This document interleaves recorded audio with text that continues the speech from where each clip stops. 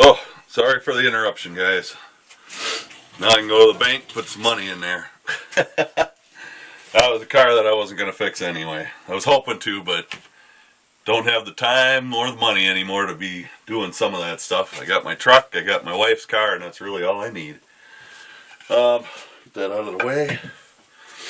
So thanks for bearing with me. I'll try to splice some of this together so we don't have a million short little videos going up again, like I did with the shotgun project. You need to keep your threads separated. I try to do it head on. I'll take and just go to the next hole. I'm going to go around this way so that I end here and I can tuck that thread in. So we'll pull this through. I don't get as anal retentive about some of this stuff as some people do. The job gets done, and that's what really matters. I want to snug it, but you got to hold this one, give it just a little tug. Then we go back, pull that thread back a little bit, and we'll go in from the back side of the same hole with the other needle.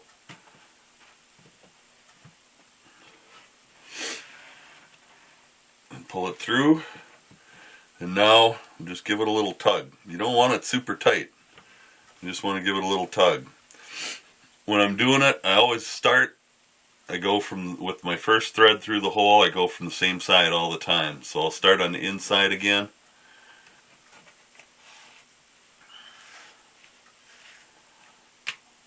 And I just didn't pull it tight yet.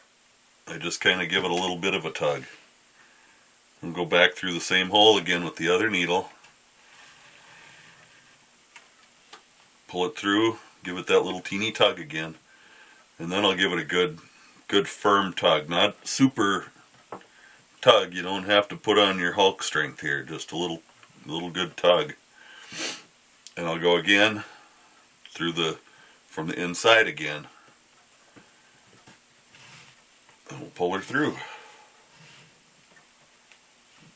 Hold it back. Bring this one through the same hole, and we'll give it that firm tug again. And it's the same process all the way around. When you get to the spots that are single leather in the edges here, when you go to pull, if you pull too much, you'll bunch it up. So you got to be careful and not pull that too tight, but you want it tight. Around the bottoms here, we just don't want it coming apart because we're going to have money in there. God knows who can afford to lose any money.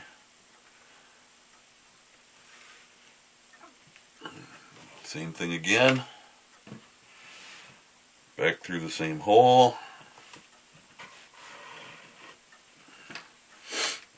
Tug.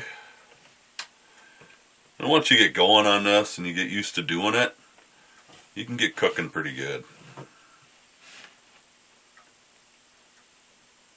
Somehow we got a knot in there.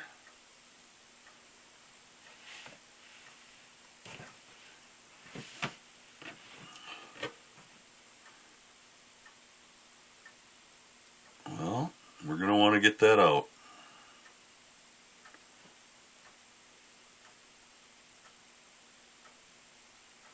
Sorry for the silence.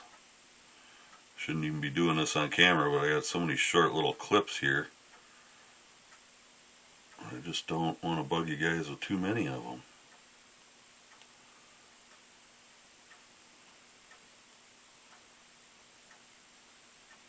Found out today that people actually make money doing some of these YouTube videos with the ads and stuff.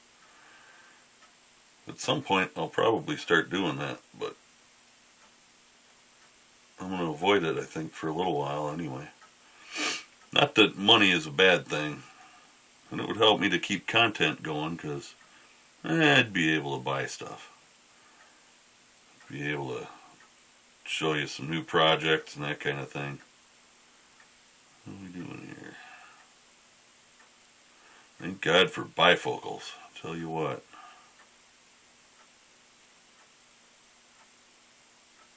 I don't know if we're doing so well here.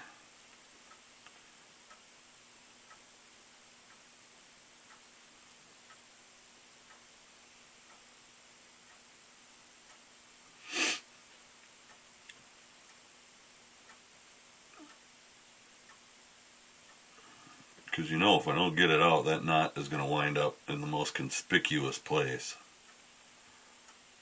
Because that's just, you know, that's just the way it is.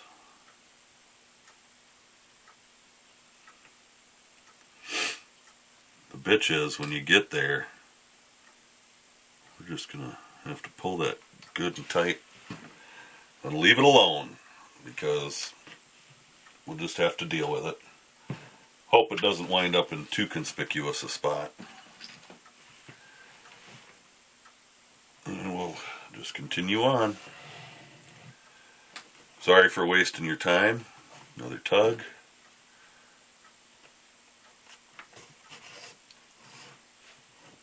Through there. Hold it back. Through again. There's our knot. As we keep pulling, that probably knot isn't going to be too big a deal anyway. Hardly even notice it. Didn't even feel it hardly going through.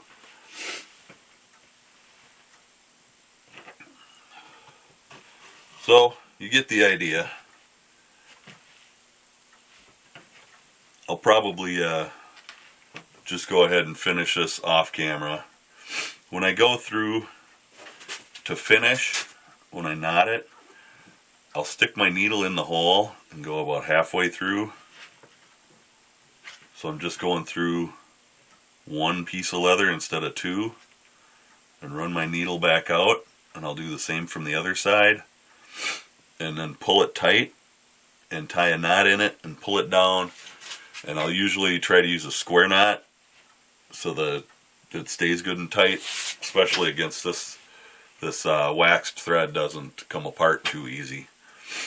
And I'll pull it good and tight, and then I'll cut the ends, and I'll leave my ends probably 1/4 of an inch long, and I'll go in there with a cigarette lighter, which I hope I still have in here.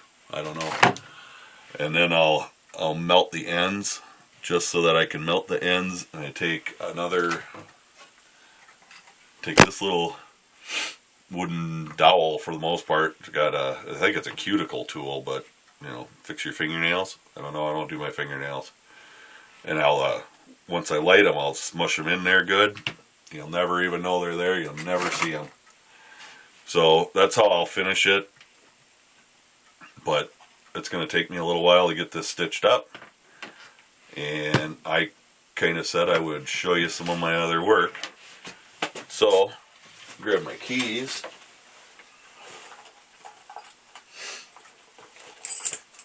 I did a holster for my Smith & Wesson Sigma because I couldn't find anything that I liked. So I made a holster for it.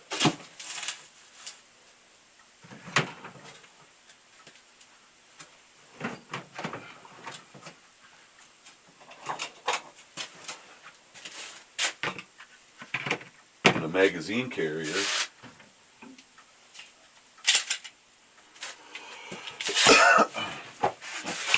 Gun's clear. Magazine is empty. Nothing in the chamber. Alright, safe direction. Squeeze the trigger.